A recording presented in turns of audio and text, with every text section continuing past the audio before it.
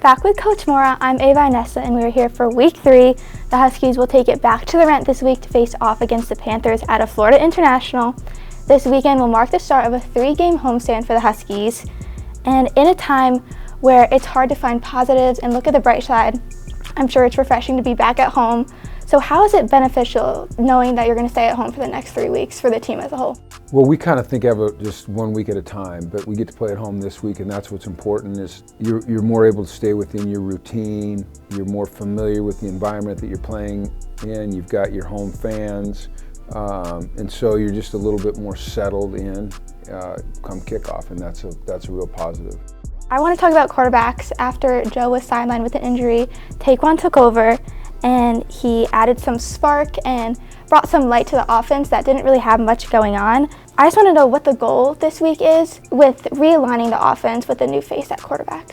Well, we really don't change anything because Taekwon and Joe and Zion, they're all kind of the same in terms of the way they play quarterback. Of course, they have nuances. But, we're just going to do what we do. There'll certainly be some things that play to Taekwon's strengths, but it's not like we reset our whole offense or reinvent it or change schematically or concepts. We just do what we do and then, tweaks here and there that help Taekwon. In the post-game press conference last week, you mentioned how you have soul-searching to do. And in the game of football, it's always about looking ahead to your next matchup. So now we have FIU. They are coming in with a 2-1 record. Last week, they defeated North Texas 46-36, exploded on offense, having over 200 yards on both passing and rushing. So I just want to know, what are your defensive strategies in planning to have more control of the pace of the game and defending the run? For us, it really is been one thing that's hurt us in the first 2 games, and that's the quarterback runs. In the first game was the quarterback scrambles, and the second game was the quarterback designed runs. So really, quarterback runs, but 2 different concepts of quarterback run have hurt us. And so it's something we're working hard on. Our players are conscious of it. We're practicing it.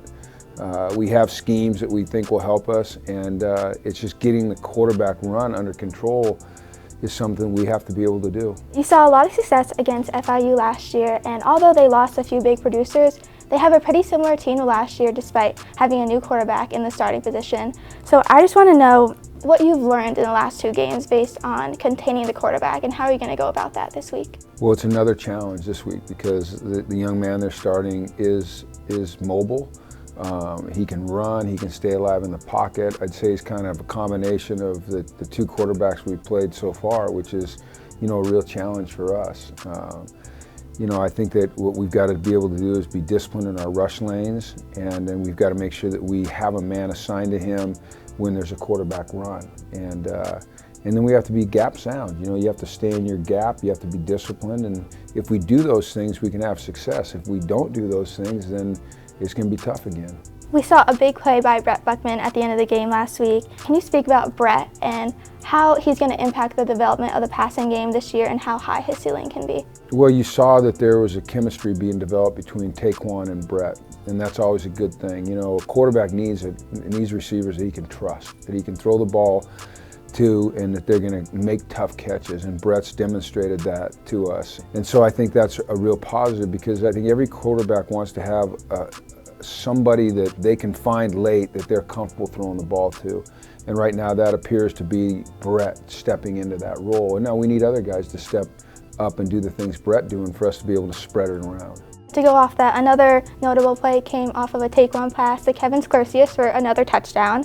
And with seeing some progress on the receiving ends, how are you advancing your passing game into becoming hopefully more of a dual threat team rather than just a running football team that a lot of opponents are preparing for when coming to the stores? Well, you have to, even though people are preparing to stop the run, you have to be able to run it.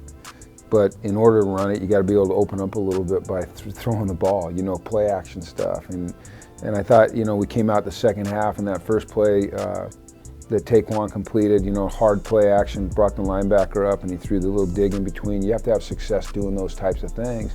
And then you can hold the linebackers a little bit, and that's going to help your run game. But if you have a good run game and they're having to jump things, and you can get some stuff in behind them. So they've got to work together. And we've struggled with that the first 2 weeks. The Huskies will take it back to the Rent this week to face off against FIU. Kickoff is at 3:30 on CBS Sports Network on this Saturday, September 16th. Make sure you tune in and pack the Rent. Coach, thank you so much and best of luck. Thank you.